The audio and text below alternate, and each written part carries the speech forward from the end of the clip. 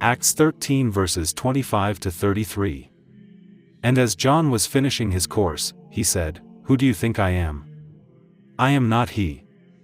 But behold, there comes one after me, the sandals of whose feet I am not worthy to loose.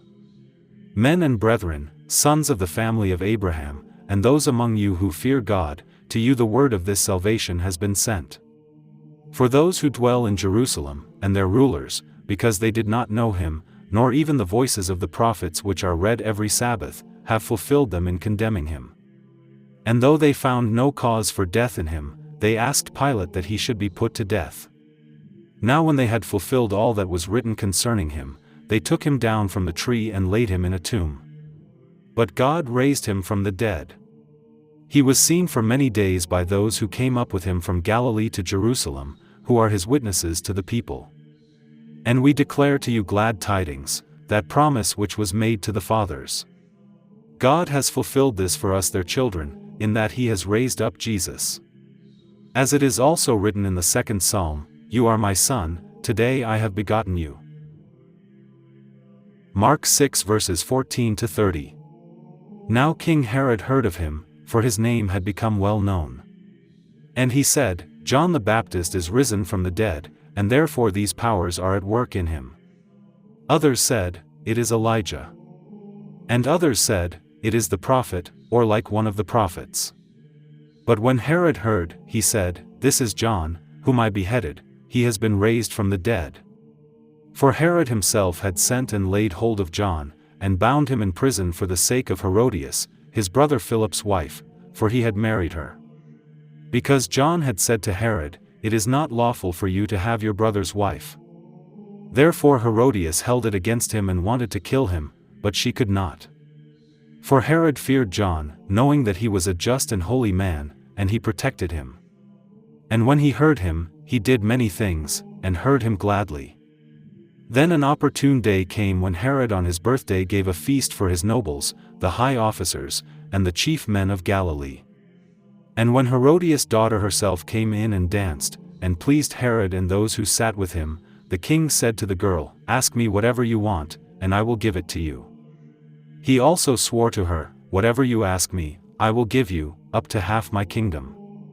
So she went out and said to her mother, "What shall I ask?" And she said, "The head of John the Baptist." Immediately she came in with haste to the king and asked, saying, "I want you to give me at once the head of John the Baptist on a platter." And the king was exceedingly sorry, yet, because of the oaths and because of those who sat with him, he did not want to refuse her. Immediately the king sent an executioner and commanded his head to be brought. And he went and beheaded him in prison. Brought his head on a platter, and gave it to the girl, and the girl gave it to her mother. When his disciples heard of it, they came and took away his corpse and laid it in a tomb. Then the apostles gathered to Jesus and told him all things, both what they had done and what they had taught. 2 Corinthians 7 verses 10 to 16. For godly sorrow produces repentance leading to salvation, not to be regretted, but the sorrow of the world produces death. For observe this very thing, that you sorrowed in a godly manner, what diligence it produced in you, what clearing of yourselves, what indignation, what fear, what vehement desire, what zeal, what vindication. In all things you proved yourselves to be clear in this matter. Therefore, although I wrote to you, I did not do it for the sake of him who had done the wrong, nor for the sake of him who suffered wrong, but that our care for you in the sight of God might appear to you. Therefore we have been comforted in your comfort. And we rejoiced exceedingly more for the joy of Titus, because his spirit has been refreshed by you all. For if in anything I have boasted to him about you, I am not ashamed. But as we spoke all things to you in truth, even so our boasting to Titus was found true. And his affections are greater for you as he remembers the obedience of you all, how with fear and trembling you received him. Therefore I rejoice that I have confidence in you in everything. Mark 2 verses 18 to 22. The disciples of John and of the Pharisees were fasting. Then they came and said to him, Why do the disciples of John and of the Pharisees fast, but your disciples do not fast? And Jesus said to them, Can the friends of the bridegroom fast while the bridegroom is with them?